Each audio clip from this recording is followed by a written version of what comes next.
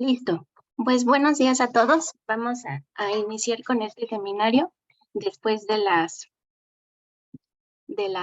fallas técnicas que tuvimos. Que bueno, al final es tecnología y pues siempre tenemos este tipo de cuestiones. Nada más de su apoyo antes de continuar, que pueden ver y me pueden escuchar, por favor, para poder arrancar.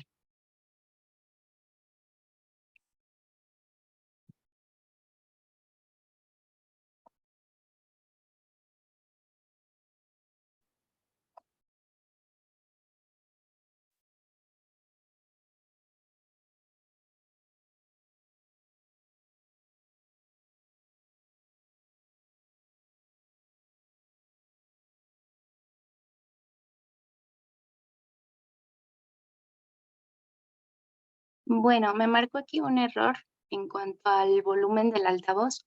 Por favor, si en algún momento no me escuchan, me pueden apoyar indicando en la cajita y se los voy a agradecer. Y bueno, pues el tema que vamos a ver el día de hoy se llama devolución y compensación de impuestos. Para muchos, pues es un tema completamente conocido. A lo mejor para los que no nos dedicamos tanto a la parte fiscal, pues puede ser un tema, am, pues, que no tenemos con la información más reciente.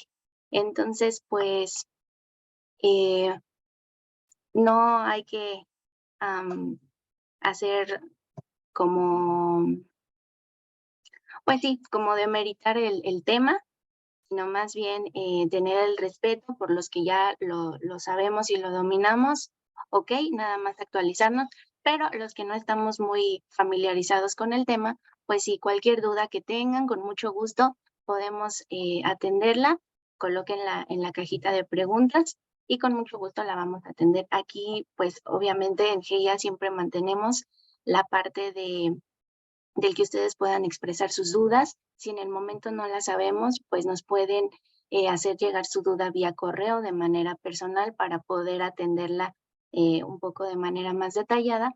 Y no hay que tener, pues sí, la parte del temor por creer que es una pregunta fuera de lugar o una pregunta que ni al caso o una pregunta tonta. Aquí no hay preguntas tontas. Ok, entonces, pues vamos a comenzar.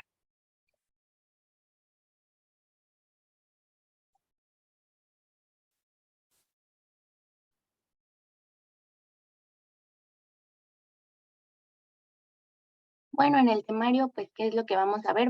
Voy a realizar una breve introducción en cuanto a la parte de devoluciones, por qué tenemos derecho a solicitar la devolución de saldos a favor, lo vamos a revisar.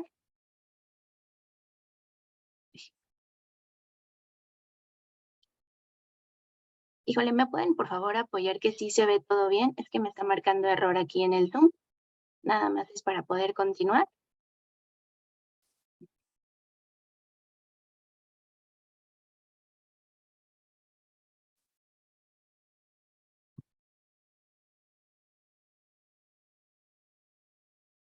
Muchas gracias. Ok, una disculpa, continuamos. Vamos a revisar también la definición de qué es un saldo a favor y qué es un pago de lo indebido para que podamos entender que son dos conceptos completamente diferentes y que no significan lo mismo. Se parecen, pero sí tienen su diferencia.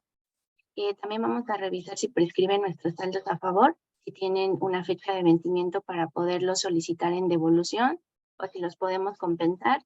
Si tiene un vencimiento, lo vamos a revisar.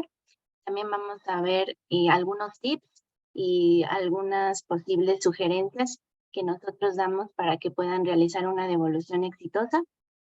Vamos a ver un poquito el Plan Maestro de Fiscalización de 2023 que emitió nuestra honorable autoridad. Este plan maestro consta de máximo 10 hojas, entonces al término del seminario, si ustedes pueden revisarlo para que puedan identificar qué es lo que está fiscalizando la autoridad para este 2023, pues estaría excelente. De todas maneras, nosotros solo vamos a revisar un poquito. Y las personas que me han acompañado en otros seminarios que ha impartido una servidora pueden revisar que siempre hago mención a este plan maestro en cuanto a lo que desea recaudar la autoridad para 2023 y las cuestiones que va a revisar, qué sectores, cuánto espera recibir. Entonces, solo vamos a ver, me parece que nada más 2 hojitas, pero las quiero compartir. También vamos a ver qué tipos de devoluciones existen. Repito, para los que estamos familiarizados con el tema, pues sí, tenemos conocimiento, pero para los que no, tal vez sea una cuestión nueva y para que ustedes siempre se lleven todos los días, siempre aprendemos algo nuevo, entonces para que se lleven un poco de conocimiento en general. ¿Cuáles son los plazos en el proceso de la devolución? Aquí se refiere a qué plazos hay para iniciar, qué plazos hay para atender, qué plazos hay para un segundo requerimiento que envíe la autoridad. Todo esto lo vamos a ver. Vamos a ver como tal el proceso de solicitud de IVA en la página. Vamos a ver cómo revisar el estatus en sistema desde la página del SAT, una vez que ya ingresé la solicitud para poder revisar el seguimiento de mi devolución, cómo podemos revisarlo. También vamos a ver cómo solventar un requerimiento en la página, cuáles son las posibles respuestas que marca la autoridad después de haber concluido los 2 pasos anteriores. ¿Qué debemos de hacer si la autoridad niega la solicitud de devolución? Y bueno, ya después de que hablamos un poquito de las devoluciones, vamos a entrar en la parte de compensación de impuestos. Vamos a ver la definición y el concepto. Y también vamos a revisar qué nos dice la regla 2.13.12 de las obligaciones de presentar un aviso de compensación. Y también vamos a revisar la regla 2.3.10. Y por último, un ejemplo de esta compensación, cómo se realiza, etc. Entonces, pues, se supone que nuestro seminario debe de abarcar 2 horas. Voy a hacer lo posible por extender este seminario lo más que pueda, toda vez que ya tuvimos una pequeña falla técnica y no sé si ahora me falta o me sobre tiempo. Entonces, pues, para los que somos compañeros internos, pues les agradezco de nuevo su tiempo, su atención y no consideren que es un tema aburrido, más bien que todos los días podemos aprender algo nuevo. Entonces, pues vamos a iniciar con el primer tema, que es la parte de devoluciones. Como tal, en general, voy a hablar de, en general de devoluciones. Me parece que solo en el ejemplo de cómo iniciar la devolución y cómo solventarla, sí me refiero un poco más al tema de IVA, pero en general voy a abordar ya sea ISR, ya sea IEPS o IVA. Entonces, si durante la marcha les va generando duda, por favor, en su cajita y yo los voy atendiendo. Y bueno, ¿cuál es la problemática que enfrentamos ante una devolución de impuestos? Pues como lo vemos en la imagen, el SAT no quiere soltar el dinero. Entonces, pues justamente hay que siempre tener una planeación y hay que revisar toda nuestra información contable, fiscal y operativa que esté debidamente, principalmente que la información cuadre, que se tenga la información, que, que estén presentadas debidamente las declaraciones, ya sea para IVA mensuales o para ISR igual, los mensuales, y también ir amarrado con la declaración anual.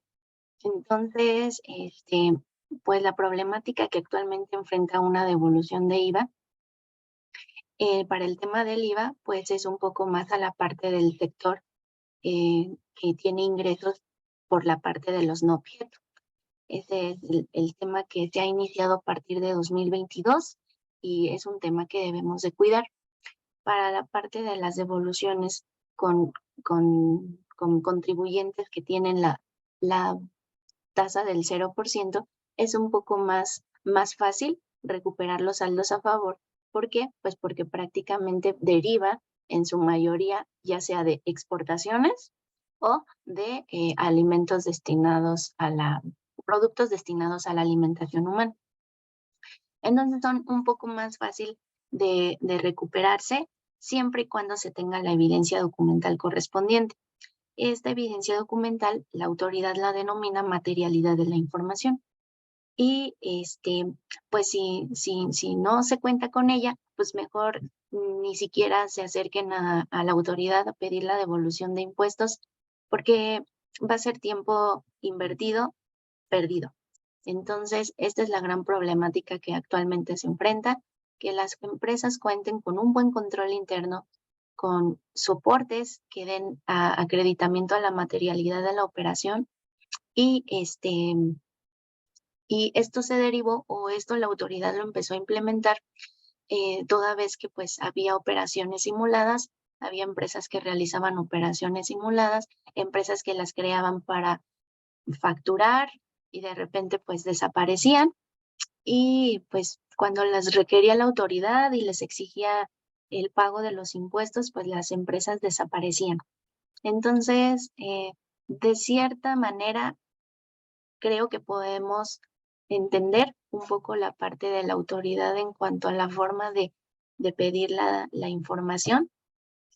Sin embargo, creo yo que se ha limitado en el ejercicio de sus facultades, toda vez que se debería de enfocar un poco más a la parte del impuesto que se está solicitando y no solicitar tanta información que deriva así de la operación de la empresa, pero que no tiene nada que ver con el impuesto. Entonces, sí alcanzo a comprender la revisión por parte de la autoridad, pero no la justifico del todo. Ujú.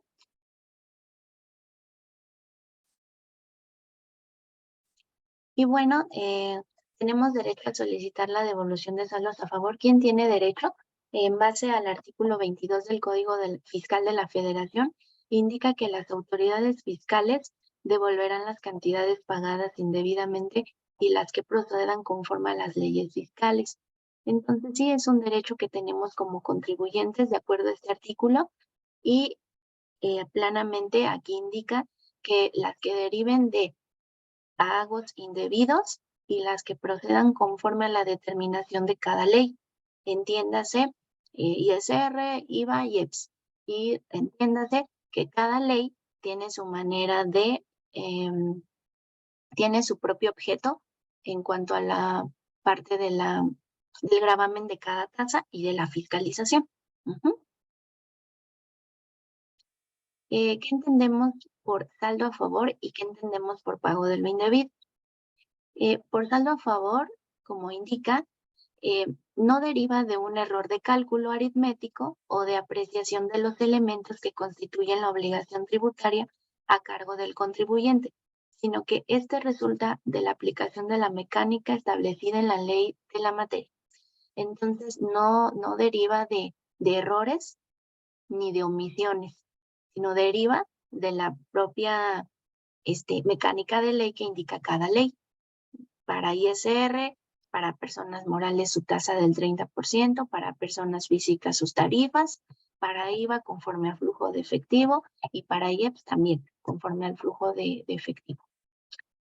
El pago de lo indebido se refiere a todas aquellas cantidades que el contribuyente enteró en exceso, es decir, montos que el particular no adeudaba al fisco federal, pero que se dieron por haber pagado una cantidad mayor a la que impone la ley de la materia. Y aquí, pues, como su nombre lo dice, pago de lo indebido es un pago que se realizó de manera equivocada y la jurisprudencia lo define como una cantidad que se avisó al fisco de manera errónea en exceso. Ujú. Entonces, uno deriva de la propia mecánica de ley y el otro deriva de error y omisión en el cálculo pagando de más.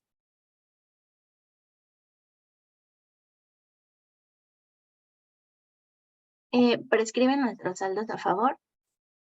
Conforme al artículo 22 del Código Fiscal de la Federación establece lo siguiente. La obligación de devolver prescribe en los mismos términos y condiciones que el crédito fiscal. Y conforme al artículo 146 del Código Fiscal, indica que el crédito fiscal se extingue por prescripción en el término de 5 años. Entonces, pues derivado de lo anterior, podemos entender que el plazo para recuperar estos saldos a favor, ya sea por la propia determinación de la ley o por pago de lo indebido, es de solo 5 años a partir de la presentación de la declaración del saldo a favor. Es decir, yo presenté mi declaración el día de hoy, 7 de julio del 2023, y tengo 5 años para poder recuperar este saldo a partir de la fecha de presentación del día de hoy. Entonces tendría hasta el 2000, estamos ¿qué? A 23, 24, 25, 26, 27, 28. Por allá del 2028 tengo derecho a solicitar estos saldos en devolución. Y bueno, profundizaría un poquito más aquí, pero los confundiría un poquito. Entonces, en la esencia principal, sí es de 5 años.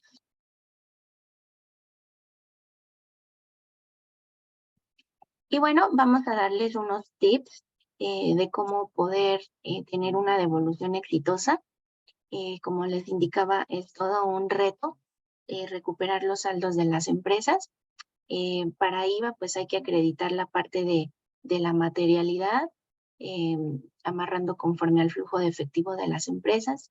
Para ISR, pues tenemos que hacer toda una integración de todo el año del impuesto, ya sea para ingresos y para deducciones. Entonces es un poquito más complicado la de ISR, porque la de IVA es de manera mensual, pero la de ISR es de manera anual. Entonces no es lo mismo integrar un mes que integrar 12 meses.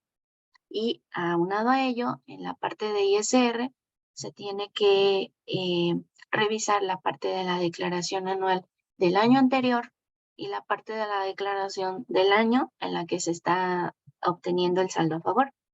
Entonces, pues sí es todo un reto y les voy a compartir algunos tips. Bueno, como indicaba, pues actualmente hay que hacer una planeación estratégica para recuperar las devoluciones de manera efectiva. Y para ello se sugiere realizar las siguientes situaciones. Primero, hay que revisar la situación contable de la empresa. Todo lo que está en el propio software contable que tiene la empresa, ver qué información arroja, que las balanzas estén debidamente cuadradas de cada mes, que no tenga saldos en rojo, que no tenga saldos volteados, o peor, o en el peor de los casos, que ni siquiera la balanza de comprobación cuadre. Entonces, muchas veces los clientes se acercan con nosotros y nos indican, ay, por favor, recupera la devolución, es muy poquito dinero, o tenemos toda la información, pero su control interno es un caos. Iniciando, pues la información de la empresa no cuadra, no está, como les indicaba, en la parte del software contable que manejan, está todo en rojo, tiene saldos volteados, no cuadra la balanza. Entonces, pues cuando se les dice este tipo de cuestiones, pues muchas veces el cliente ni sabía y muchas veces el cliente no cree hasta que pues justo se tienen las juntas y se le exhibe la evidencia de lo que uno está diciendo. Entonces es bien importante revisar la situación contable de la empresa. Punto 2, revisar el control interno, así como la documentación que justifica su cumplimiento. En la parte del control interno es qué control interno tiene implementado la empresa precisamente para realizar sus operaciones diarias. En la parte de compras que tiene implementada la empresa para poder efectuar la compra con los proveedores. En la parte de ventas, ¿qué control tiene implementada la empresa para la parte de las ventas? Adicional, ¿qué evidencia documental se tiene para justo poder justificar lo que vamos a indicar a la autoridad? El punto 3, siempre hay que tener, antes de iniciar la devolución, una verificación de domicilio fiscal ante el SAT. Porque si no hacemos este paso y ingresamos nuestra solicitud de devolución y resulta que el contribuyente está no localizado o inexistente ante la base de datos del SAT, no te permite avanzar tu solicitud y de inmediato te la va a desistir. Entonces, creo que no nos quita nada revisar 5 minutos en el portal en qué estatus se encuentra el domicilio fiscal del contribuyente, a que ingresemos la solicitud y pasen 20 días hábiles y el SAT lo único que va a hacer en vía resolución es decirnos, pues no sigue tu devolución porque no está verificado tu domicilio. Entonces, mejor perdamos 5 minutos a que perdamos casi todo el mes de días hábiles que contiene que maneja en días de calendario el SAT. Punto 4, revisar que existan los contratos de las operaciones con clientes y proveedores. Es muy fácil, o antes era muy fácil, para las compañías realizar transacciones pasando dinero de una cuenta a otra, y más precisamente si eran de las propias cuentas del cliente, y tenía varias empresas, pues justo estaba pasando el dinero de aquí para allá, de allá para acá, y pues justamente no se daba el empresario la tarea de decir, a ver, si estoy realizando esta operación, como que cuál es el fundamento o la aplicación jurídica que pudieran parar esta operación.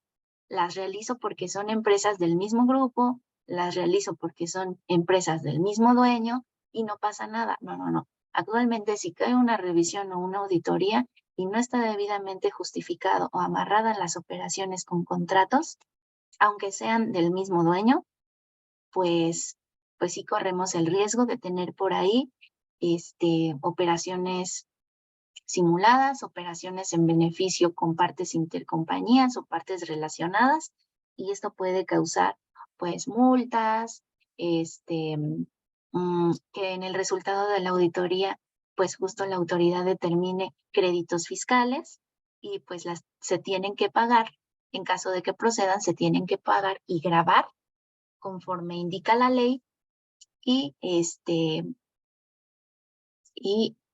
pues sí, se tendría que pagar lo que serían recargos y actualizaciones de las cantidades que se realizaron de manera indebida. También en el punto 5 nos indica revisión de los FDIs tanto emitidos como recibidos en el repertorio del SAT. Precisamente esto debe de ser perfectamente revisado para que, por ejemplo, en la parte del anual del impuesto sobre la renta, justo al hacer la revisión, pues va todo conforme a lo facturado.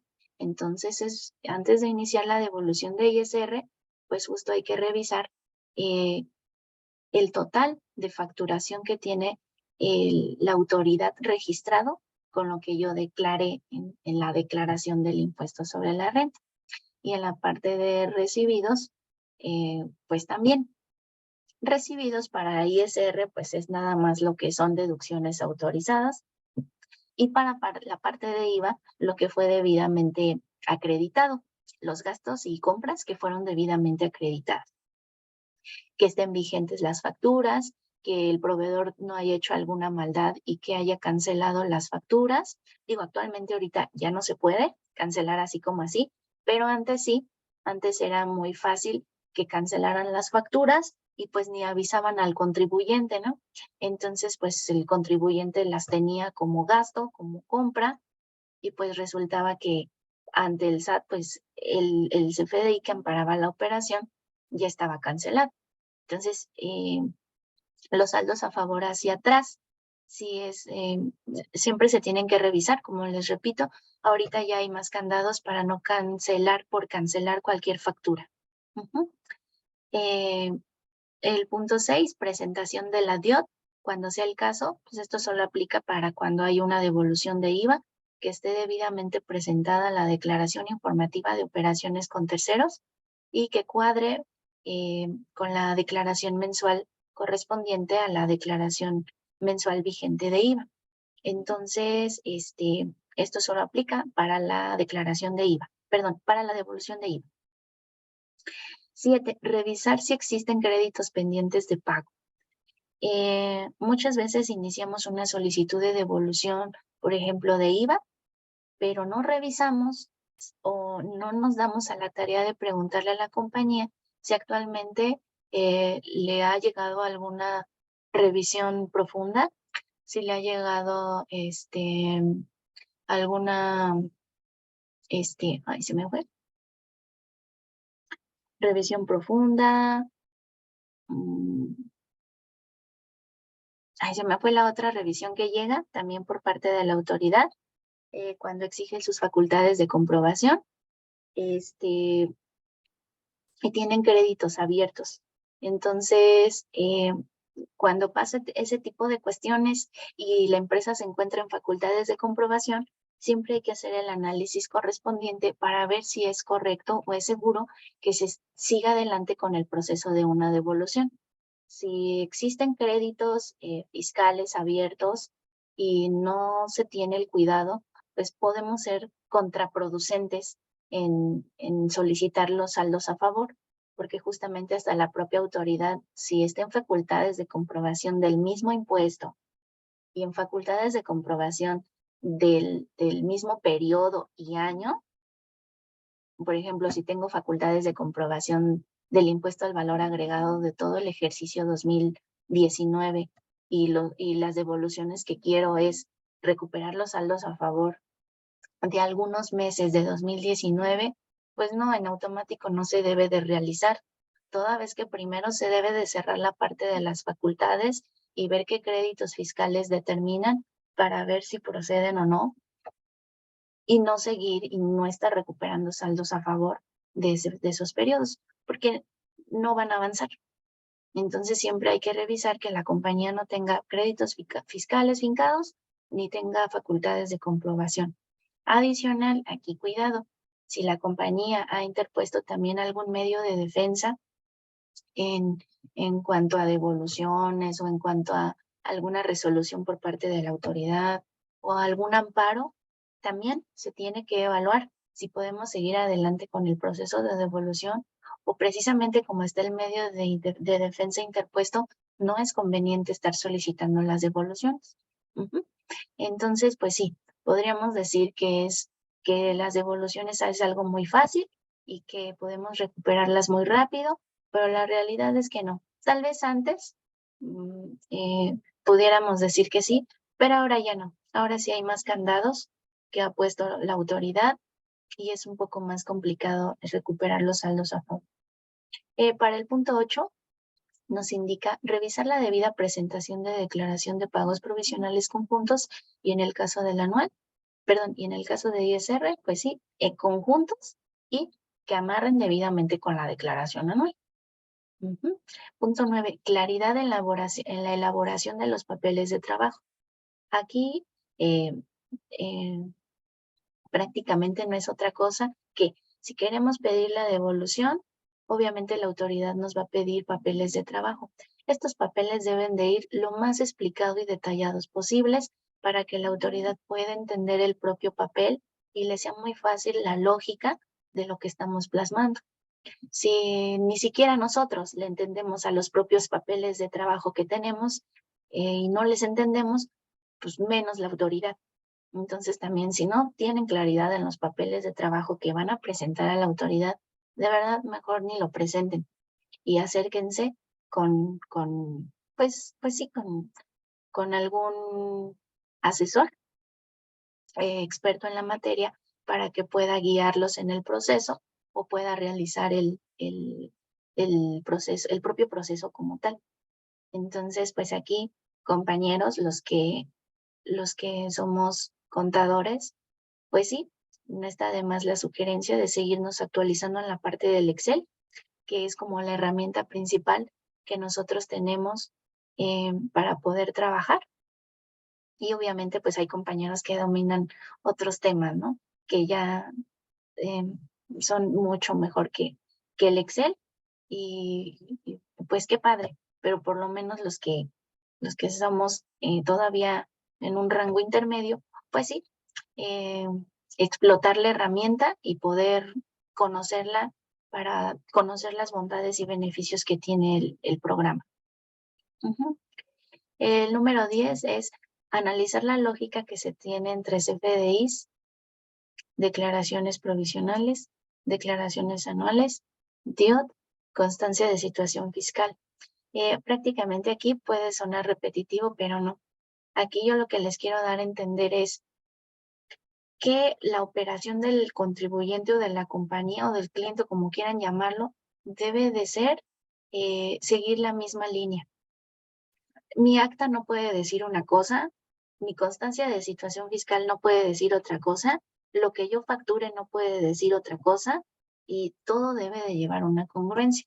Si en mi acta dice que yo soy un exportador de bienes, de mercancía, bueno, pues entonces mi constancia de situación fiscal también debe de decir eso. Exportación de servicios al por mayor, o al por menor.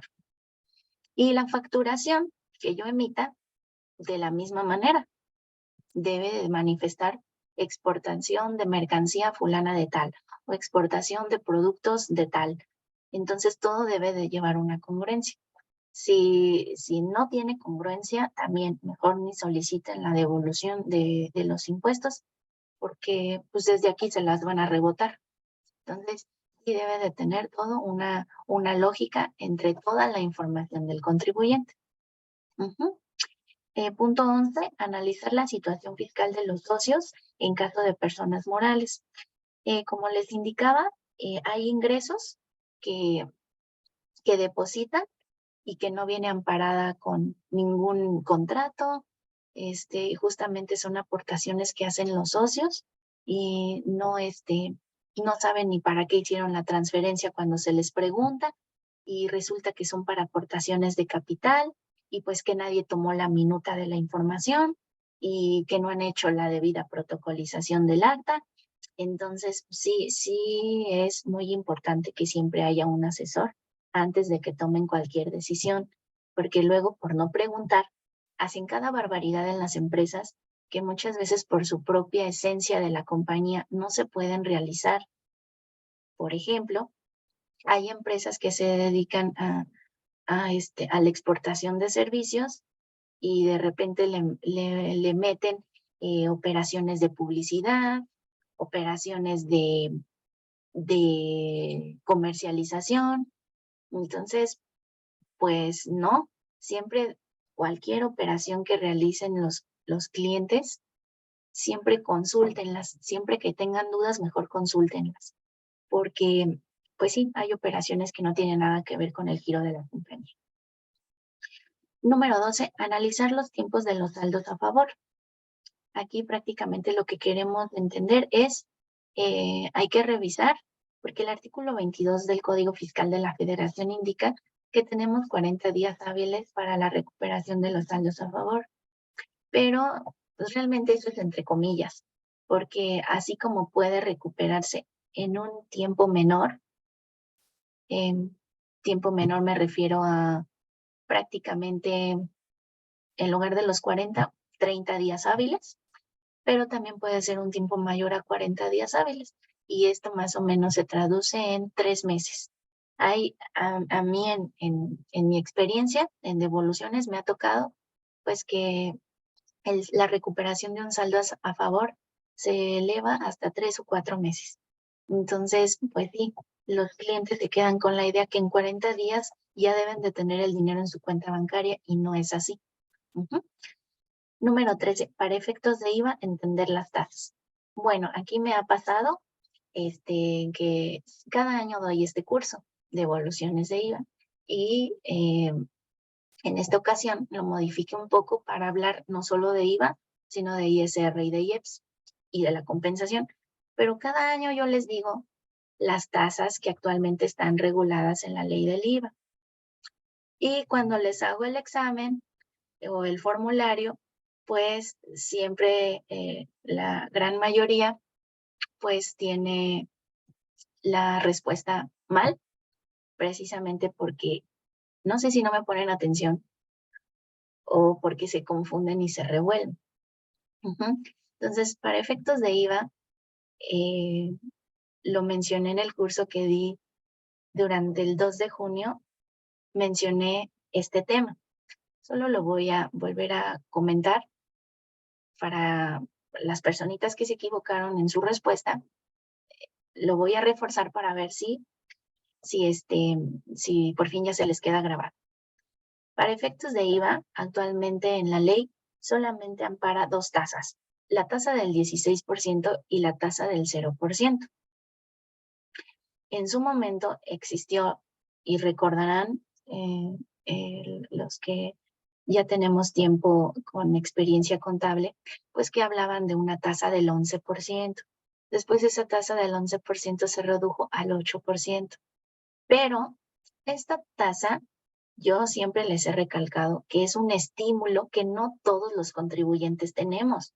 Solamente la pueden aplicar los contribuyentes que se encuentran en franja fronteriza, ya sea norte o sur. Esta es un estímulo al 8%, no es una tasa que ampare la propia ley. Adicional, también la propia ley habla de las actividades exentas y de las actividades no objeto a partir de 2022. Pero no significa que esos exentos y esos no objeto sean tasas, sino más bien son excepciones u conceptos que la propia ley está amparando, pero no es que sea tasa exenta y tasa no objeto. Y tampoco es lo mismo decir que tengo tasa cero a que tenga actividades exentas, porque prácticamente la tasa cero, si yo multiplico tasa cero por 1, pues sigue siendo 0, pero me da un número. Pero en la parte de los exentos yo no puedo decir que tengo 1 por nada, porque sigue siendo nada. Entonces, ahí radica la diferencia entre tener actividades cero y actividades exentas, porque prácticamente pudieran verse similares, pero no son iguales. Entonces, siempre, también se los he comentado en otros seminarios, si no estamos seguros de lo que le vamos a decir al cliente, mejor ni se lo digamos.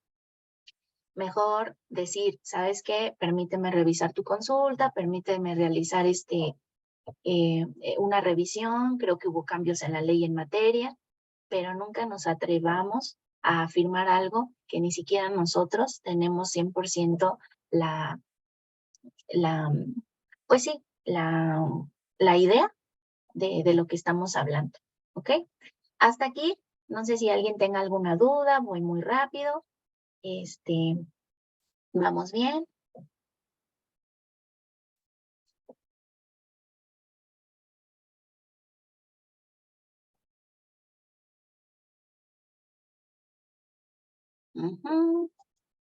Bueno, no hay dudas ni preguntas. Entonces creo que vamos muy bien. ¿Ok? Muchas gracias. Muchas gracias. Vamos a continuar. Y bueno, en todos mis seminarios que yo imparto, como les decía, siempre hablo del Plan Maestro de Fiscalización y de Recaudación por parte del SAT. ¿Por qué? Porque en este Plan Maestro es un resumen chiquitito de todo lo que va a estar fiscalizando la autoridad. Entonces, es de 10 hojas, me parece, 8 hojas. Entonces, revísenlo. Nosotros solamente vamos a ver 2 hojas. Y bueno, pues nuestro plan maestro de fiscalización indica qué sectores económicos va a estar en el ojo de la autoridad. Indica que va a estar revisando lo que es el acero, el sector alimenticio, el sector automotriz, bebidas y tabacos, comercio, construcciones, electrónicos, de energía eléctrica, de entretenimiento, farmacéutico, minería, servicios inmobiliarios, sistema financiero, tenencia de acciones, telecomunicaciones, turismo y hotelería. Y yo me pregunto, ¿hay algún sector que dejó fuera la autoridad? Pues no, ninguno. Está el sector primario, que es la parte de los alimentos. Está el sector secundario, que es la parte del manufacturado, de la parte automotriz. Y está el sector terciario, que es otros servicios. Pues ahí está, turismo y hotelería. Está amparando todos los sectores, y aquí creo que quiso hacerlo de manera simplificada, pero en sí está al pendiente de todos, está al pendiente de todos, o por lo menos de los que más dejan y de los que más se puede hacer, pues a lo mejor un mal uso o uso indebido, que es la parte de la farmacéutica, la parte de las bebidas y el tabaco, construcciones, servicios inmobiliarios y tenencia de acciones y telecomunicaciones. En general están todos los sectores en el ojo de la autoridad. Conceptos y conductas a revisar. Bueno, principalmente marqué en una bolita roja. ¿Qué va a revisar en estos sectores que acabamos de ver? Pues la aplicación indebida de los saldos a favor. Es decir, si yo me atrevo a solicitar mi devolución y ni siquiera cuadra nada de la información, ni mi papel de trabajo, ni mi declaración, nada, pues entonces, de verdad, ni se atrevan a pedir el saldo a favor. Entonces, siempre todo debe de estar correctamente determinado, y en el caso de las compensaciones, por ahí, digo, ya me estoy adelantando un poquito, pero pusieron un candadito, entonces que se esté aplicando debidamente las compensaciones como actualmente se encuentra vigente para el tema de IVA, que se esté acreditando como debe de ser. Entonces, pues sí, va a estar revisando que todo esté debidamente aplicado. En la parte del IEPS, pues este es un impuesto muy especial porque, y de hecho muchas personas le tenemos miedo porque no es fácil. No es fácil llevar ni su control, ni su contabilización, ni el armado de los papeles de trabajo. Todos los que manejan IEPS, la verdad, mis respetos.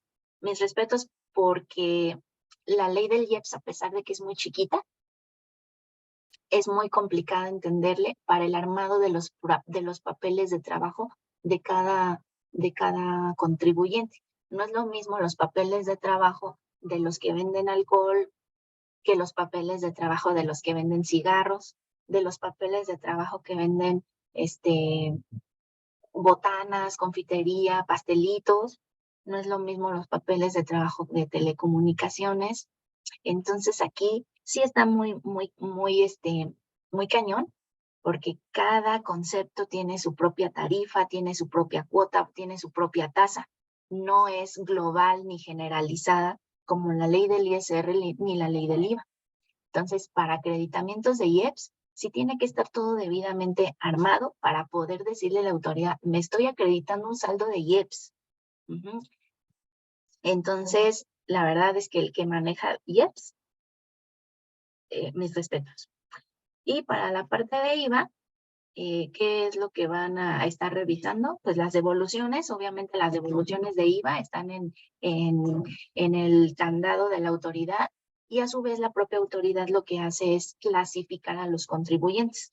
Hay contribuyentes que presentan toda la información, que tienen buen historial ante la autoridad y presentan sus declaraciones, presentan sus impuestos y van todo bien. Pero hay otros tipos de contribuyentes que la autoridad los tiene como peligrosos, en los que sí están solicitando su devolución, pero cuidado.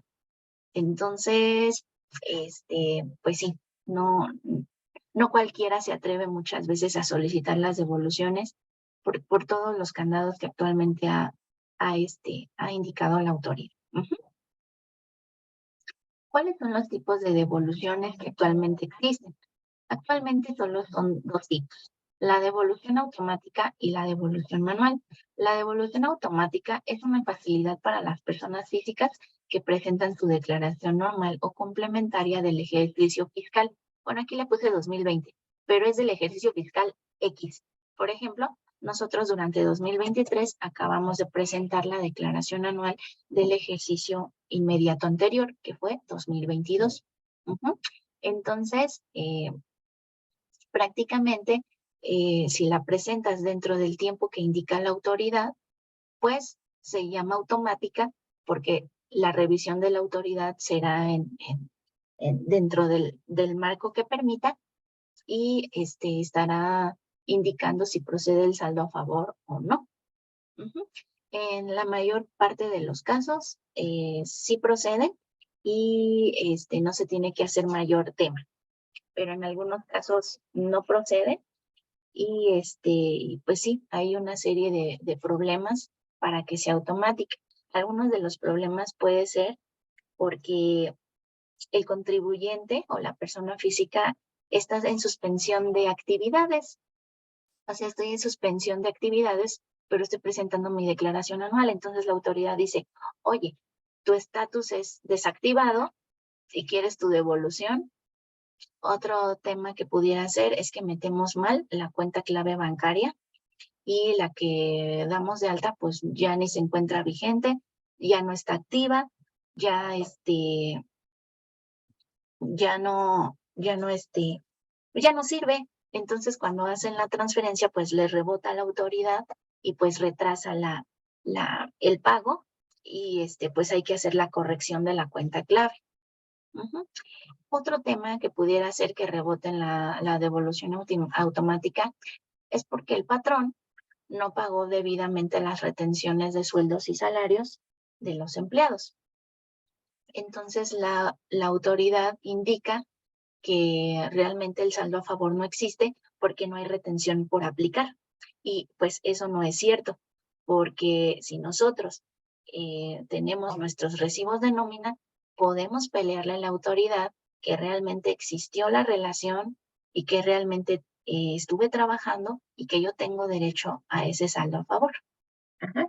Entonces, eh, de personas físicas para que sea automática es por lo general muy fácil y siempre y cuando el saldo a favor sea menor a 10,000 pesos, te lo depositan de manera automática.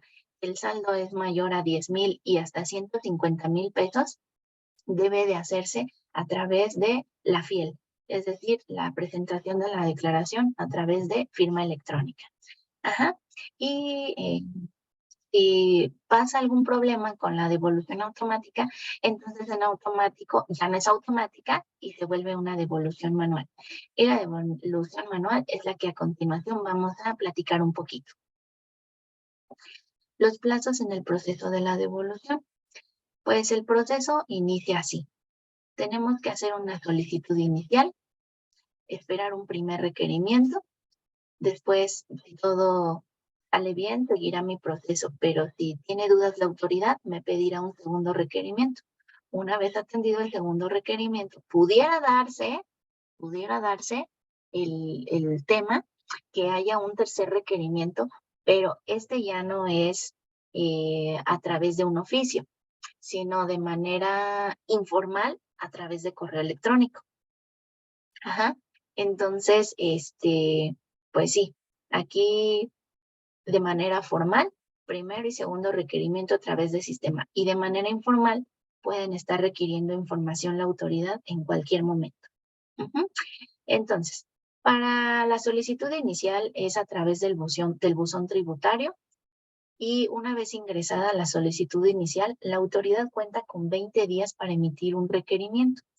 Es decir, hoy 7 de julio inicié mi solicitud de devolución. Bueno, pues la autoridad tiene 20 días hábiles para emitirme un requerimiento de información.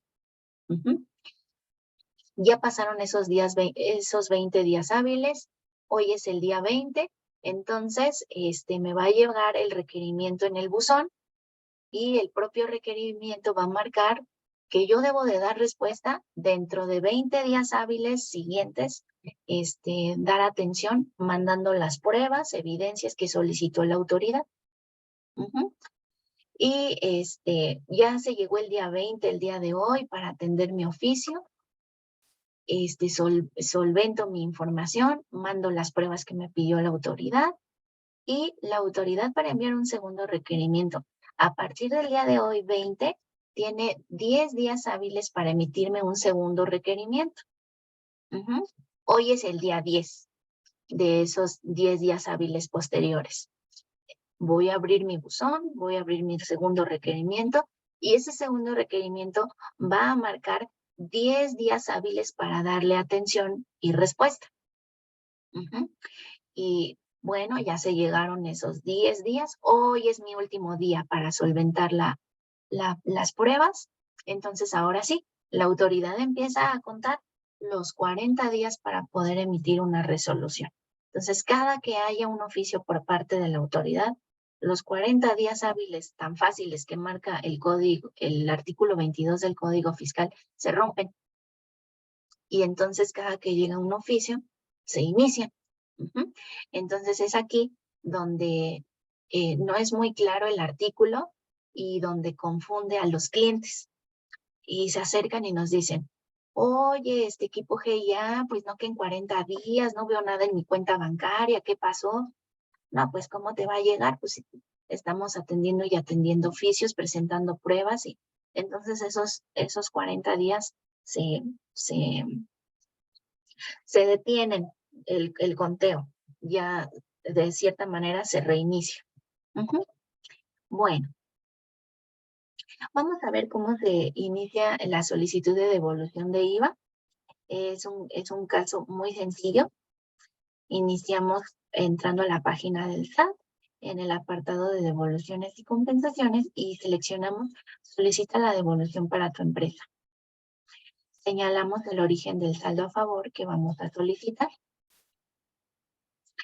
Indicamos si es ISR, si es IVA. En este caso dijimos que es IVA, entonces es IVA.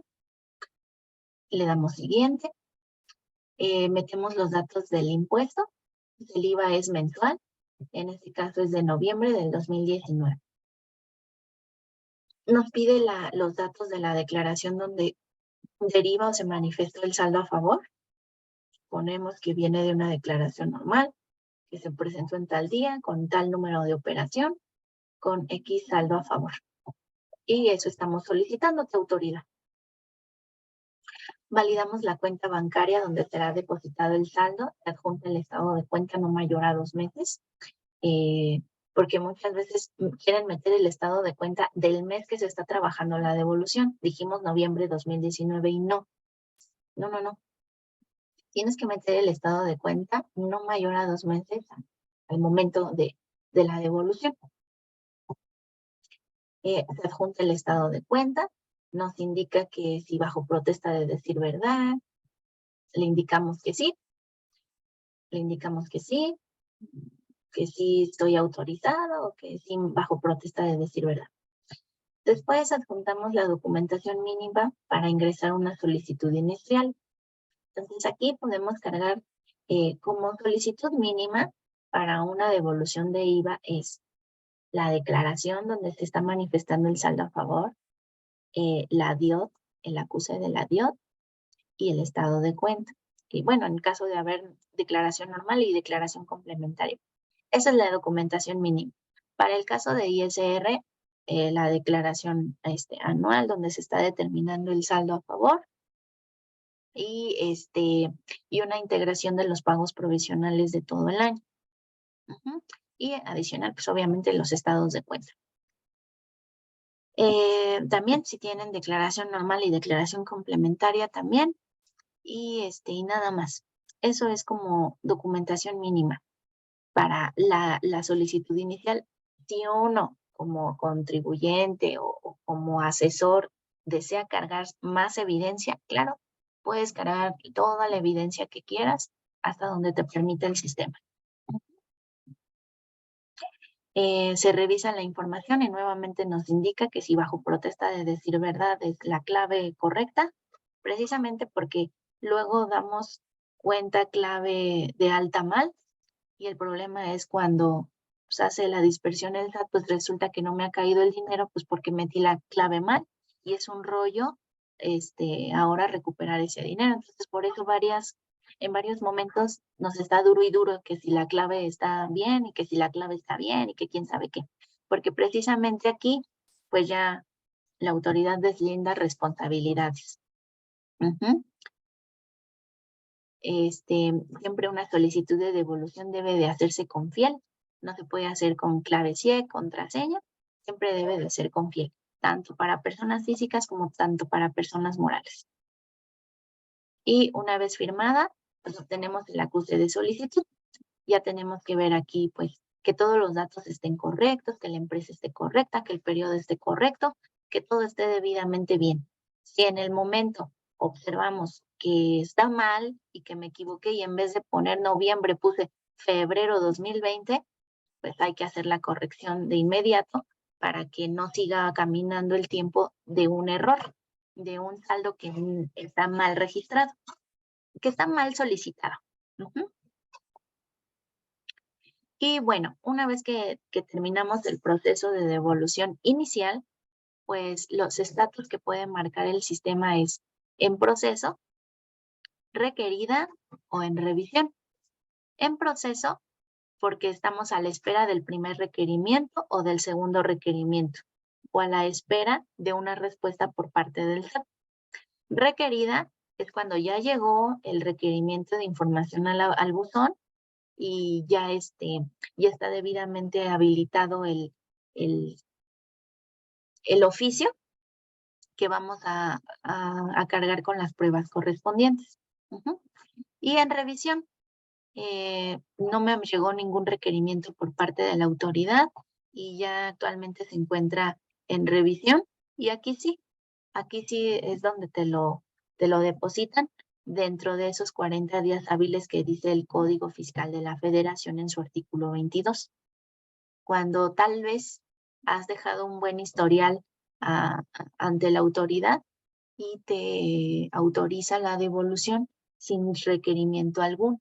Entonces, pasa de en proceso a en revisión para posteriormente pasar a autorizada. Ajá. Entonces, cuando pasa este tipo de cuestiones, no queda eximido de que a la autoridad en algún momento pueda ejercer sus facultades de comprobación, precisamente porque está autorizando algo sin una revisión tan a detalle. Entonces, a pesar de que ya lo autorizó, en algún momento la autoridad pudiera revisar el saldo que ha autorizado. Y bueno, aquí ya es todo un proceso un poco más de la parte legal, porque hay pues diversos cuestionamientos. Ahora ya ingresé mi solicitud inicial. 20 días después me llegó mi requerimiento de información a mi buzón. Entonces, pues vamos a ver ahora el proceso para solventar un requerimiento de IVA. Me llegó mi oficio, más o menos pues así es, o así es, mejor dicho. Me indica el periodo del que voy a estar atendiendo la devolución, que va a corresponder obviamente al de mi solicitud. Ahí siempre nos indica qué periodo es el que se va a trabajar o a qué periodo corresponde el oficio que acaba de llegar.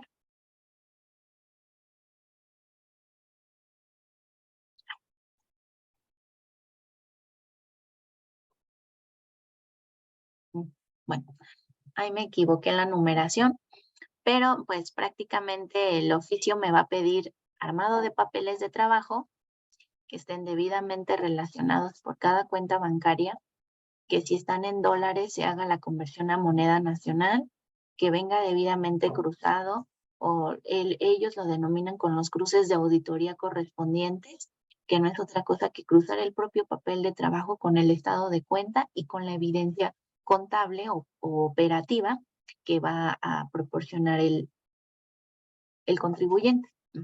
Entonces, el oficio va a pedir armado de papeles de trabajo, va a pedir armado de escritos libres o desarrollo de escritos por cada cuestión que ellos indican. En el propio oficio te va a ir indicando escrito para esto, escrito para el otro, escrito para acá, escrito para allá. Entonces hay que armar los debidos escritos dando atención a lo que están preguntando. Y una vez que ya tenemos todos los papeles de trabajo y la documentación y los escritos, nosotros sugerimos siempre que ordenen la información, pues, pues de la mejor manera que a ustedes les sirva para cargar la devolución en el sistema. Porque una vez que estás solventando en el sistema, ya no puedes estar haciendo correcciones a tus carpetas, ni puedes estar cipeando, ni puedes estar ahí tomándote el tiempo del mundo, porque prácticamente el sistema te va a botar. En cuanto el sistema detecta una inactividad, te cierra el portal. Entonces, toda la carga que ya llevabas, a lo mejor ya ibas en el punto 11, de repente ya se trabó el portal, no te diste cuenta que no sipeas de 80, 30 carpetas, pues entonces no te va a dejar avanzar. Y hay que reiniciar todo de nuevo. Entonces se sugiere tener siempre todo bien ordenadito, bien bonito, bien armadito y con el peso correspondiente. El peso debe de ser de máximo 4000 kilobytes o megabytes. 4 megabytes. Y bueno, para solventar, pues otra vez nos vamos aquí a la página del SAT, devoluciones, seguimiento de trámites y requerimientos. Nos aparece esta pantalla. Vamos a buscar el oficio que estamos trabajando. Ya lo encontramos, es la devolución manual del ejercicio 2018 y actualmente el estatus, como les digo, es requerido. Seleccionamos el oficio y le apretamos aquí donde dice solventar requerimiento. Se va a abrir el detalle del oficio para que podamos cargar la información punto por punto, punto por punto. Una vez que está todo debidamente cargado, si gustan, podemos poner alguna nota aclaratoria o algún detalle que ustedes hayan encontrado. Pueden poner su correo, su teléfono para que se pongan en contacto con ustedes en caso de requerirlo la autoridad y le damos enviar. Firmamos con la fiel y el sistema nos va a arrojar nuestro acuse de devolución solventado.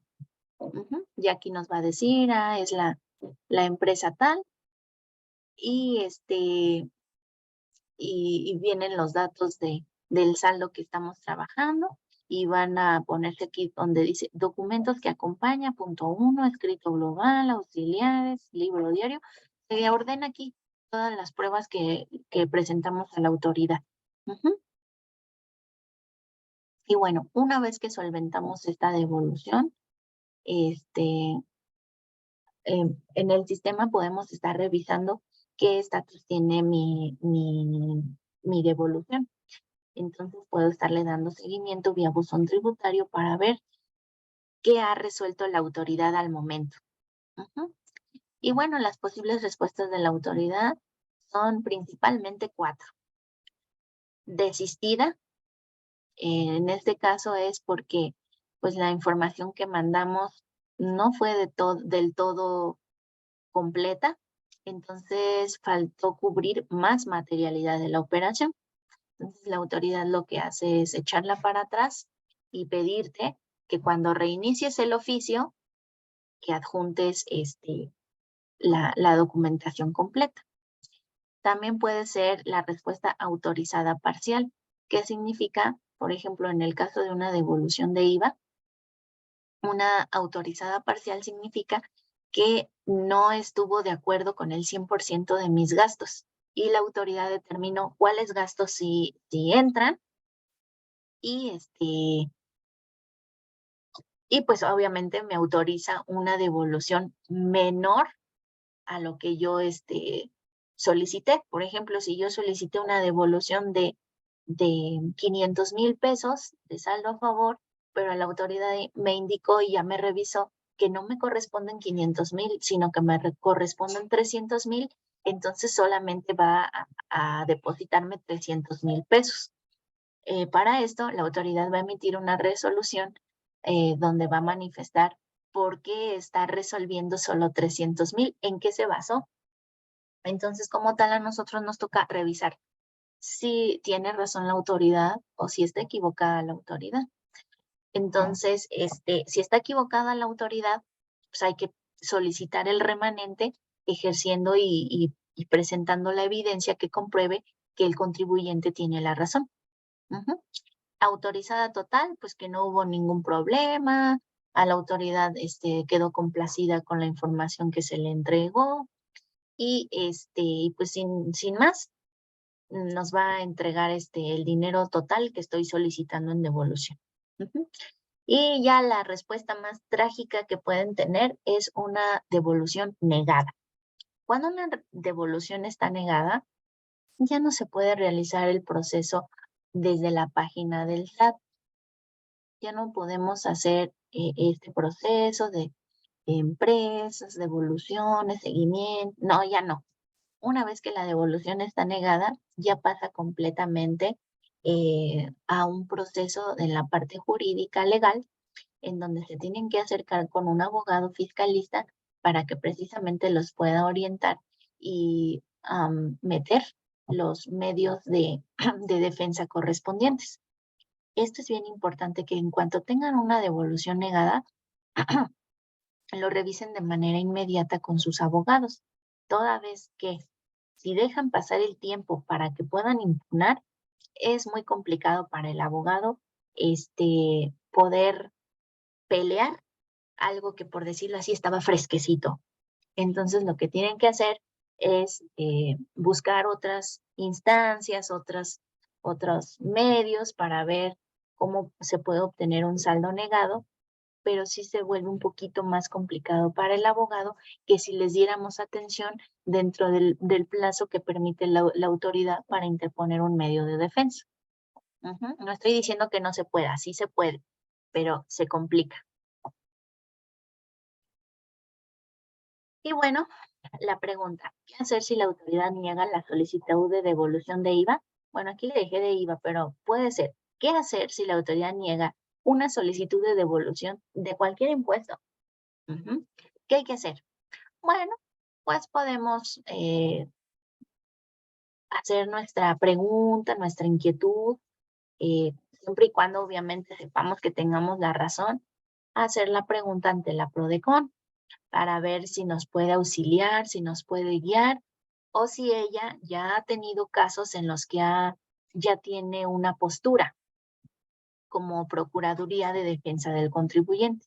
Ajá, muchas veces precisamente no somos el único contribuyente que tiene el mismo problema, sino que se acercan varios con el mismo problema que tiene uno y pues la PRODECON ya nos puede guiar sobre qué hacer, te va sugiriendo o definitivamente te indica pues que la autoridad tiene la razón y que no hay nada que se pueda hacer. Ujú. Entonces, pues de primera instancia, pues pudiéramos acercarnos a la PRODECON. Y ya en un caso muy agresivo por parte de la autoridad o de que sí se tenga la evidencia, la materialidad correspondiente y aún así la autoridad pues o no la vio o no le llegó o no sé por qué me está negando si está todo bien, pues podríamos entrar a un recurso de revocación o podríamos entrar a un juicio contencioso administrativo y ya de plano pues a un juicio de amparo. Entonces, pues todo esto es con un abogado fiscalista que sepa de estos temas, que sepa de la materia y que pueda auxiliar al contribuyente a recuperar el saldo a favor. Entonces, recordemos, en cuanto una devolución está negada, ya el contador por sí solo no puede hacer más. Se tiene que apoyar del abogado fiscalista para que en conjunto puedan recuperar la devolución del cliente. Ujú. Y bueno, pues hasta aquí hemos llegado a la hemos terminado la parte de devoluciones. No sé si alguien tenga alguna consulta, pregunta, cuestión en cuanto a las devoluciones.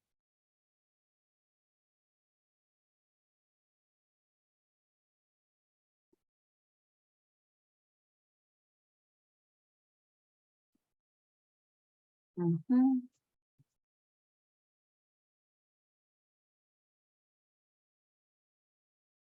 Ok, bueno, creo que no tiene ninguna pregunta, ninguna cuestión.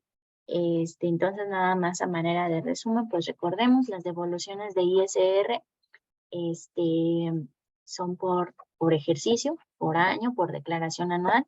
Las devoluciones de IVA son de la manera mensual y las devoluciones de IEPS. Nada más aquí un tema que me gustaría resaltar es que no todos los sujetos son perceptibles a devoluciones de IEPS. Sí se tiene que revisar bien qué sujetos pueden solicitar a la autoridad la devolución de IEPS y qué sujetos no. Entonces, todo lo referente a IEPS sí es un tratamiento como literal su nombre lo indica, especial. Sí, es un tratamiento muy especial y pues sí lo tiene muy, yo lo diría como en un esquema pues agresivo por parte de la autoridad, eh, eh, la devolución como tal del IEPS. Tan es así que ya también lo había comentado en un seminario que di de IEPS y que durante septiembre también voy a dar un seminario de IEPS.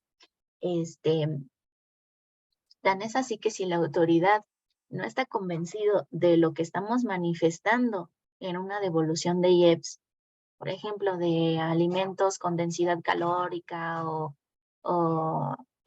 pues sí, productos alimenticios que perjudican, por decirlo de alguna manera, el consumo humano, eh, la autoridad tiene todas las facultades para mandar a hacer una prueba de laboratorio entre sus instancias y realmente determinar que lo que estamos manifestando esté en las proporciones que estamos indicando. Es decir, si nosotros decimos que tiene 30 gramos de tal y 10 miligramos de tal y 5 kilos de tal, pues precisamente cuando la autoridad, si no está convencida, puede hacer una revisión de laboratorio para determinar que lo que está diciendo el contribuyente sea correcto. Entonces, sí es más complicada la devolución de IEPS, no estoy diciendo que sea imposible, pero sí tiene más restricciones y tiene más casos especiales, porque como les repito, la ley del IEPS es muy chiquita, pero esa ley es la que marca cómo armar los papeles de trabajo. Y es muy complicado, la verdad sí es muy complicado armar los papeles de trabajo de IEPS. Y bueno, con esto estaríamos dando por concluido el tema de devoluciones. Bueno, me están haciendo una pregunta que dice, si mi devolución es negada, ¿puedo proceder a compensar ese saldo o se extingue el importe a favor? Ahorita lo vamos a ver en el tema de compensación. Entonces, en un momentito vamos a dar respuesta a esta pregunta para no adelantarme. Sí, la voy a contestar, pero justo está conforme avance ahora el tema de compensación. Bueno, ahora sí vamos a entrar a la parte de compensación de impuestos. Y bueno, pues todos mis compañeros, colegas contadores, pues sabemos que la compensación universal fue eliminada. ¿Alguien me puede decir de mis participantes qué era la compensación universal?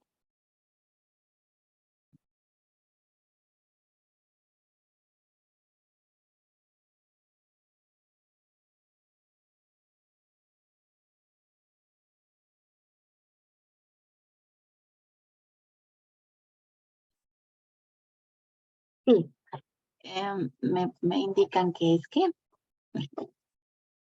la compensación universal.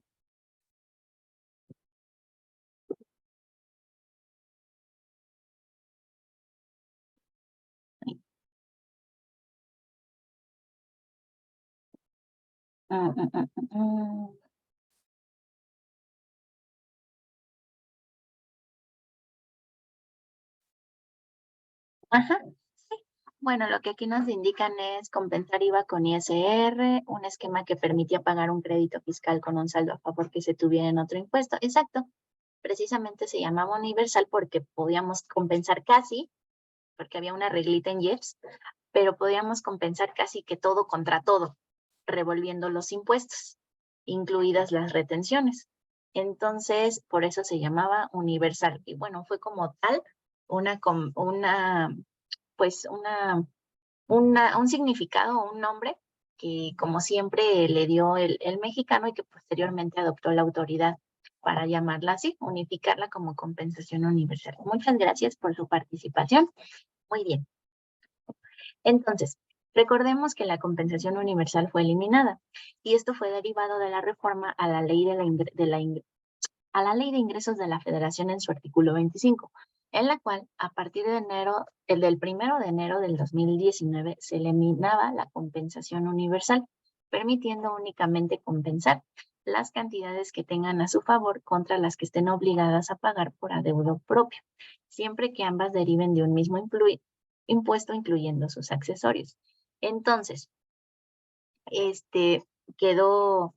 esta compensación ya desapareció a partir del 1 de enero del 2019. Sin embargo, el artículo 23 del Código Fiscal de la Federación ha estado teniendo diversos cambios precisamente porque habla de la compensación.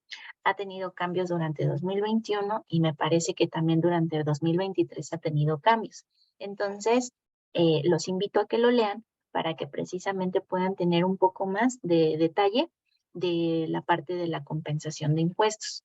La compensación universal como tal quedó eliminada, pero la compensación sigue existiendo. Entonces, sí hay que tenerlo bien identificado. No vayan a creer que, desapareció y ya desapareció la compensación, ¿ok?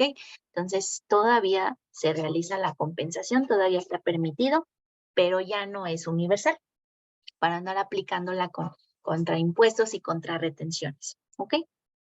Entonces, dice, las cantidades a favor generadas hasta el 31 de diciembre de 2018 continuarán siendo objeto de la compensación universal. Exacto. Si tenemos nosotros como contribuyentes saldos a favor del 2018 y así, todavía podemos ocuparlas, pero bajo el concepto de compensación universal. Ahorita vamos a hablar un poquito de esto. Y las cantidades a favor generadas a partir de 2019 solo se podrán compensar contra impuestos de la misma naturaleza, ISR propio y IEPS, tratándose de saldos a favor de IVA generados a partir del 1 de enero del 2019, únicamente podrán acreditarse hasta agotarlo o solicitar su devolución. Y como podemos ver en la siguiente tablita, ya todo está con candado. Dice no, no, no, no, no. No puedo compensar retenciones de ISR, ni retenciones de IVA, y mucho menos retenciones de IEPS. Tampoco puedo hacer compensación en el tema de IVA, está todo completamente bloqueado. Solamente puedo compensar ISR contra ISR y solamente puedo compensar IEPS contra IEPS. Es lo único que actualmente está vigente a partir del 1 de enero del 2019. ¿Ok? Entonces, antes el cuadrito pues traía casi todo sí, sí, sí. Pues ahora lo que cambió es que todo dice no, no, no. Ajá, entonces recuerden, la compensación solo es en ISR o en IEPS. No hay otra cosa. Y bueno, ¿cuáles son los supuestos para la recuperación de los impuestos a favor? En la parte de ISR, lo puedo recuperar mi saldo a favor de ISR mediante la devolución al 100%. Inicio mi proceso de devolución de ISR anual. También lo puedo recuperar vía compensación al 100%, como lo acabo de indicar y de manifestar. O puede ser una combinación. Puedo recuperar una parte del ISR vía compensación y la diferencia la solicito vía devolución. Ajá. Entonces dice, el ISR se determina como resultado de la declaración anual para personas físicas y para personas morales. Aquí no hay nada de que ISR mensual a favor, no. Entonces aquí el ISR que se recupera es pero como resultado del impuesto anual. ¿Por qué no se puede hacer la recuperación de ISR mensual? Porque recordemos que los mensuales de ISR solo son a cuenta del impuesto anual. No son o sea, sí son pagos definitivos, pero precisamente vamos haciendo paguitos mes a mes para que cuando hagamos la anual no se tenga que pagar como todo el impuesterío. Bueno, sí, en algunos casos sí sale de todas maneras a pagar el anual, pero se tienen que descontar los pagos provisionales que hicimos mes con mes.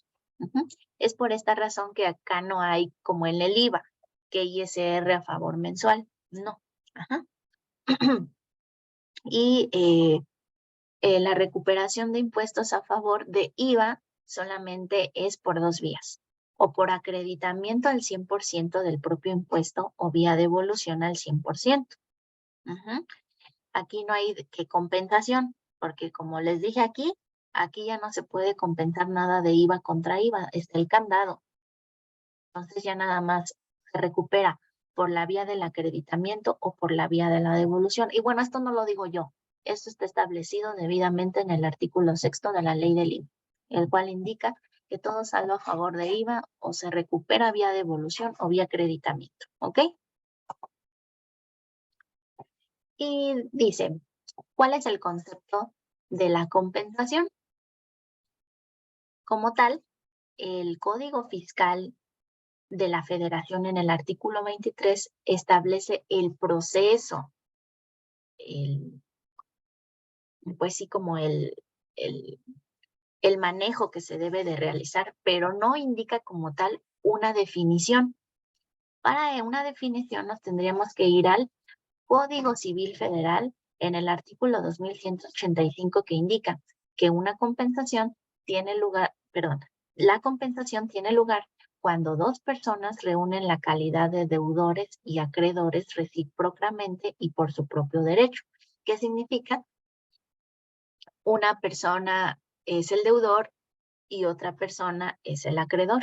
Cuando yo te debo y tú me debes, lo que hacemos es una compensación y queda extinta la obligación. Entonces debe de haber un deudor y un acreedor. Y también el artículo 2192 indica que la compensación no tendrá lugar si una de las partes la hubiera renunciado.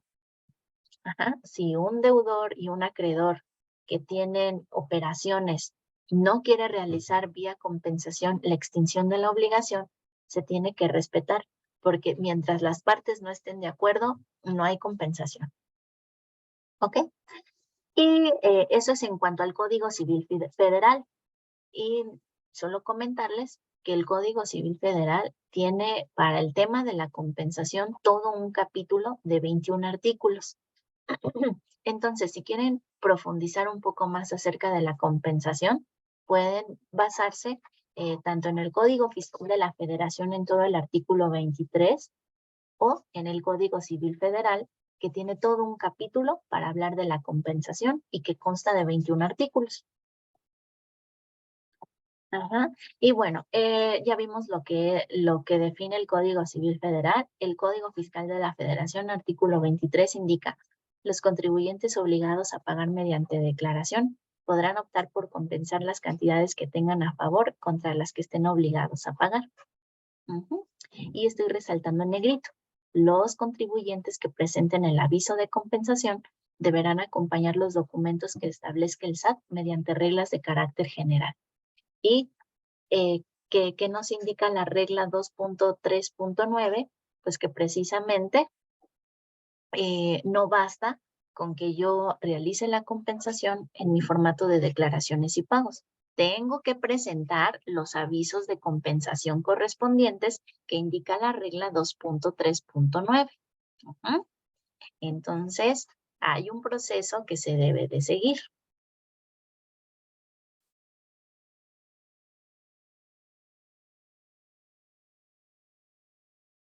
Bueno, así como está esa regla 2.3.9 que nos indica que tenemos que meter o sea, no solo basta con la presentación en declaraciones y pagos de la declaración mensual que emite el sistema.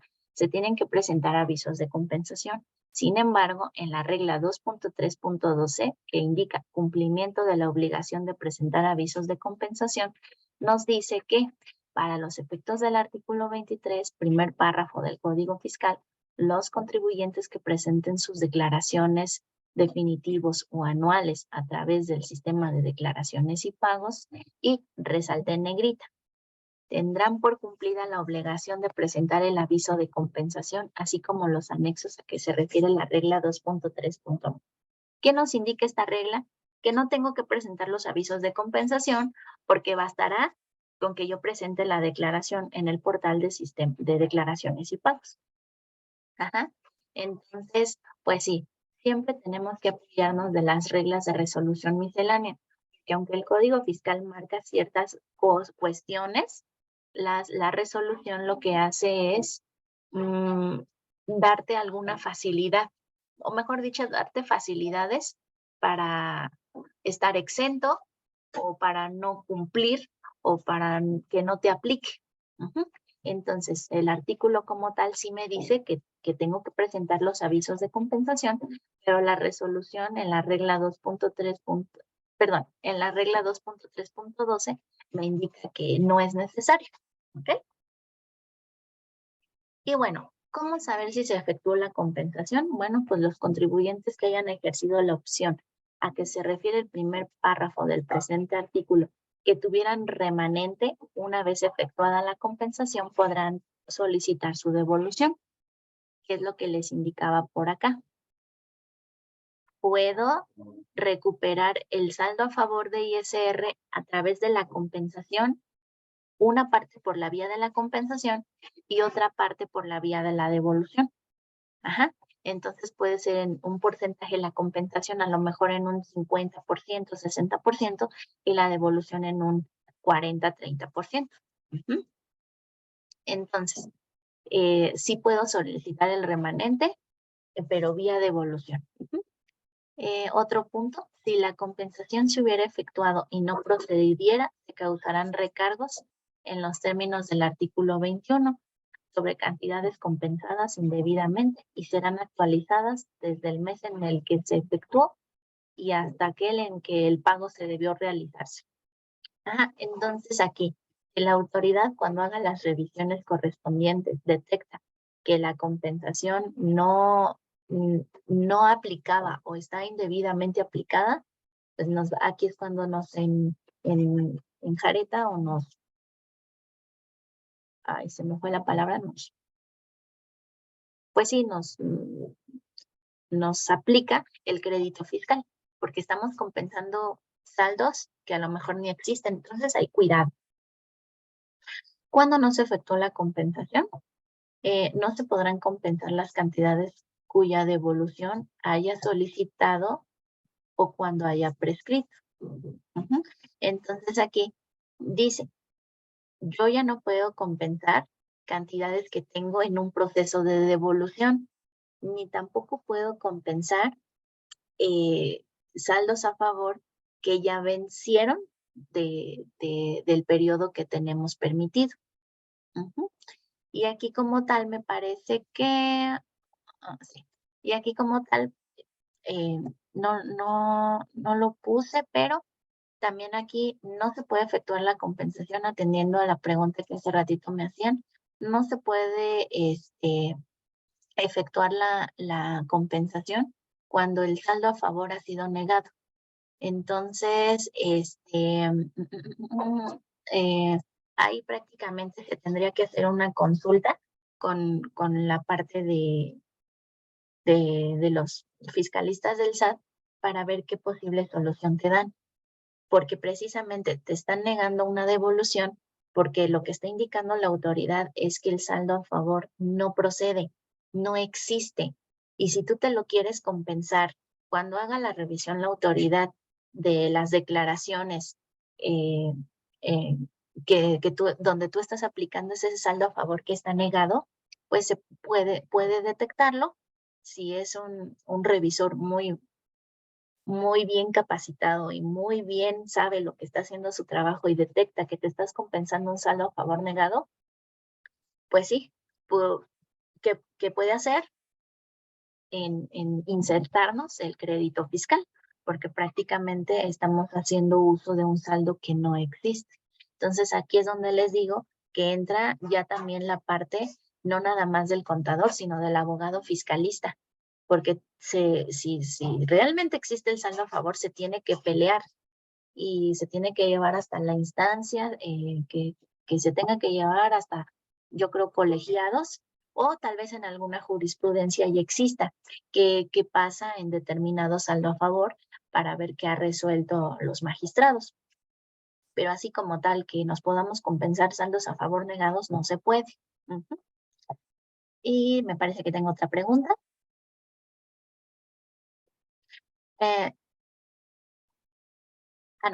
No. Es cuando pregunté qué era la compensación universal. Bueno, espero haya aclarado esa duda.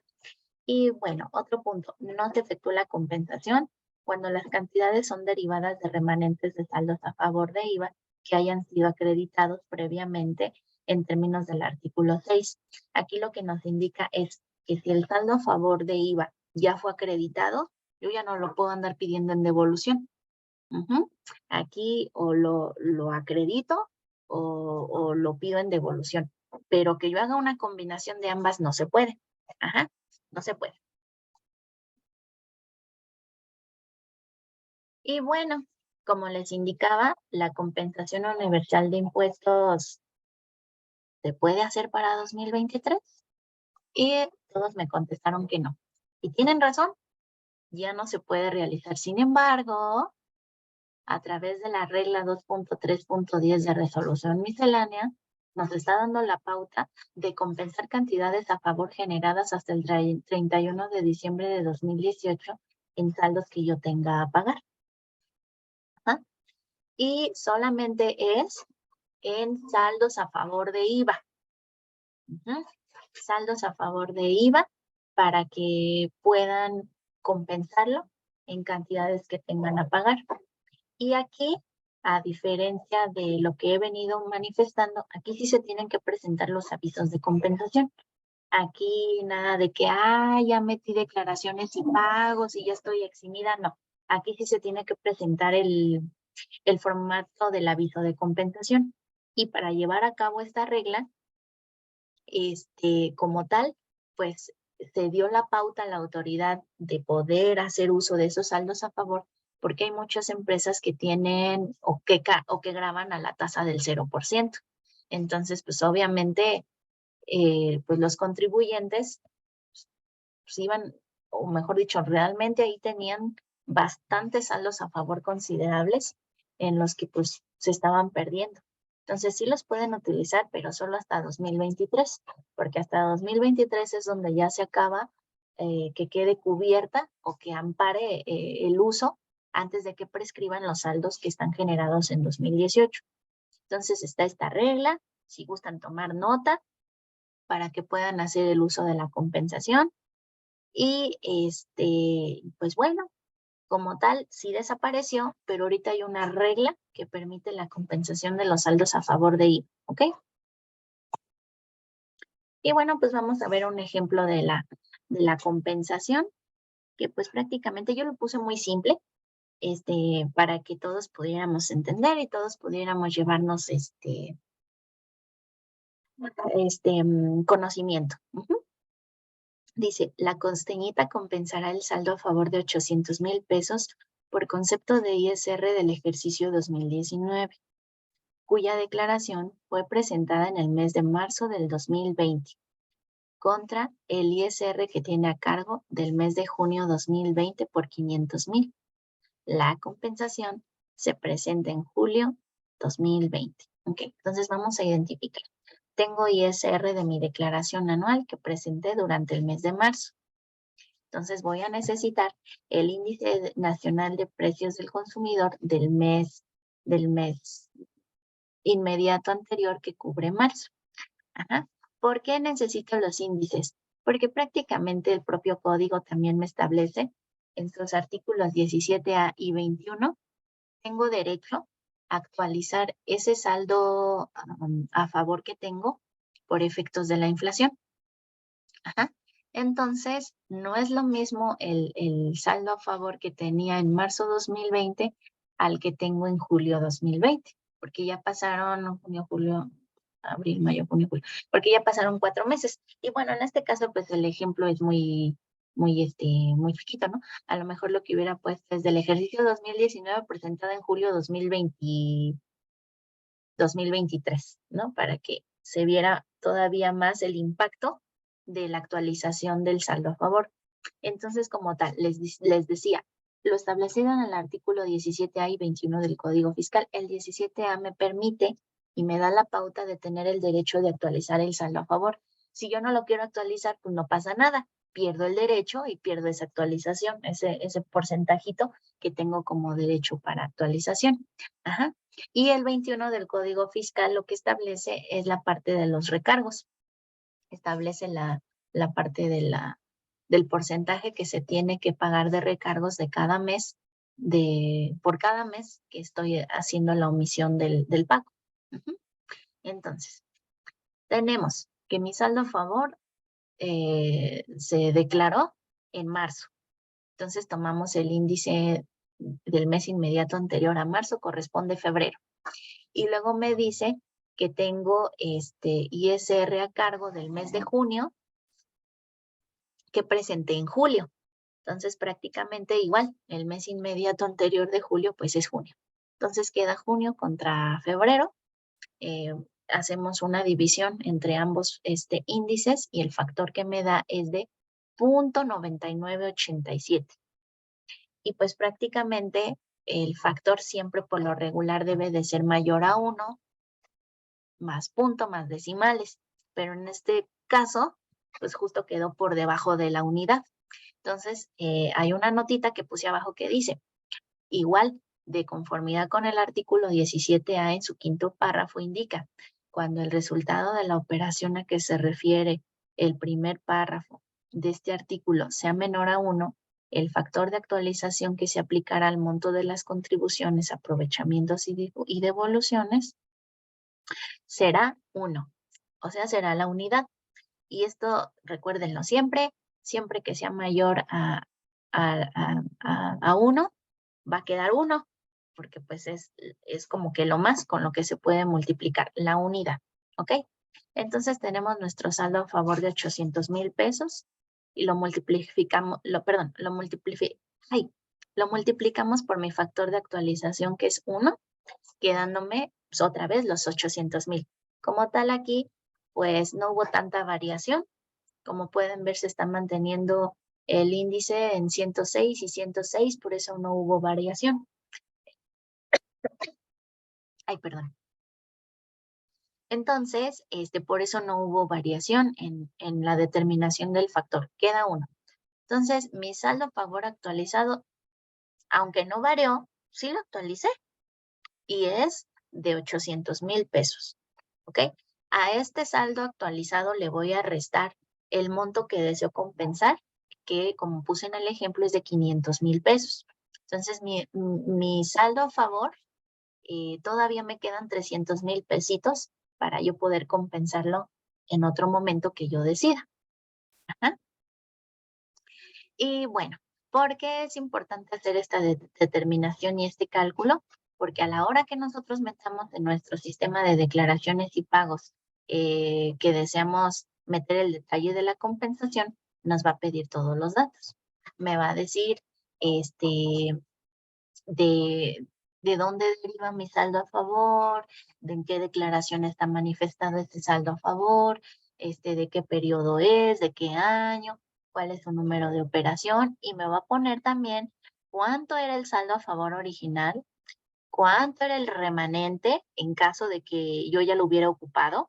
Mis remanentes siguen siendo mis 800,000 en mi ejemplo. Y después, me dice en cuánto quedó después de actualizarlo. Entonces, aquí tenemos que meter todos esos datos y por eso es muy importante que hagamos nuestro cálculo, porque aquí ya nada más metemos los datos que nos indica el propio sistema. Entonces,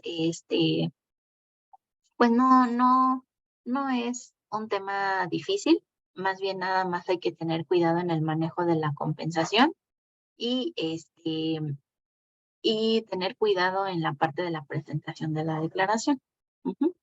Entonces, pues bueno, con esto estaría terminando en tiempo la parte del seminario del día de hoy.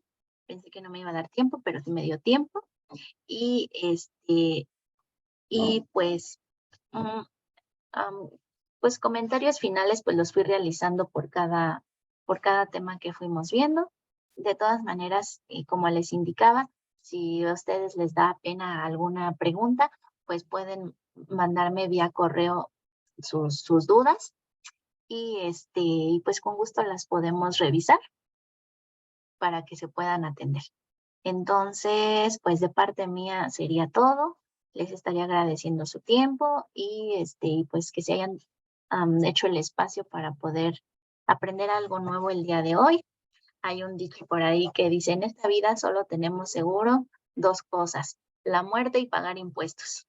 Entonces, pues sí, la verdad es que el tema de los impuestos, pues yo estoy de acuerdo en que se paguen porque tienen un fin dentro del país. Lo que no alcanzo a entender es por qué son tan altos.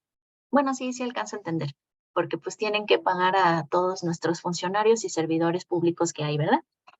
Entonces, pues sí, eso es lo que tenía, lo que decía el dicho, solamente tenemos seguro la muerte y pagar impuestos. Entonces, pues estaría ayudando por concluida mi seminario del día de hoy. No sé si alguien tenga alguna duda o estamos terminando muy bien.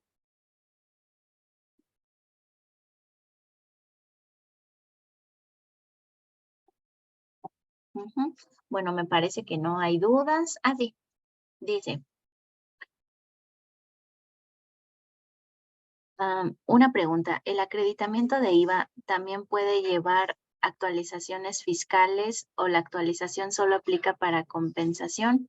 ¿Y qué índices nacionales se debe utilizar? Ah, ya. Para el acreditamiento de IVA, no se debe de realizar alguna actualización, solamente es para la parte de la compensación porque así lo establece el propio artículo 17A del Código Fiscal. Entonces, el acreditamiento no es para actualizarse. Ok.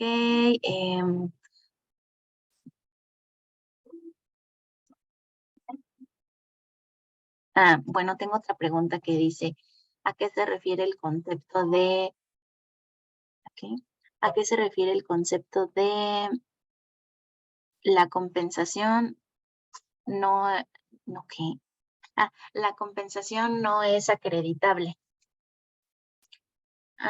Creo que te refieres al manejo que se puso de moda hace como 3 o 4 meses, en donde los magistrados echaron para atrás el acreditamiento del impuesto por el método de pago de compensación.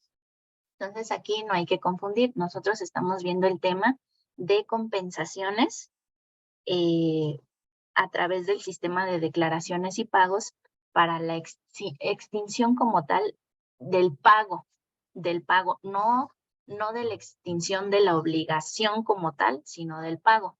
Y lo que decía en jurisprudencia es que todas las empresas que realizan compensación en la parte contable, es lo que acaba de echar para atrás la autoridad, y a eso se refiere que la compensación no es acreditable. Si no hay flujo de efectivo en la parte de la naturaleza del impuesto, del IVA, no existe como tal el acreditamiento o la autoridad indicó que no tendríamos por qué acreditarnos algo donde no hubo flujo de efectivo. Como que va por ahí tu pregunta y ahorita estamos en el tema de compensación, pero para extinguir la obligación vía declaraciones y pagos. Y lo que tú dices es, pero lo que ya se promulgó la autoridad en indicar que no procede no procede el acreditamiento porque no hubo flujo de efectivo en materia de IVA. Ajá. Bueno, espero que con eso haya quedado claro. Haya quedado claro. De parte mía sería todo. Estamos terminando en tiempo. Nuevamente les agradezco su tiempo. Por favor, si me ayudan mis compañeros de GIA a regalarme unos minutitos en lo que paso lista. Y pues solo me resta de nueva cuenta agradecerles su tiempo y su participación. Que tengan muy, muy buen día y muy buen fin de semana.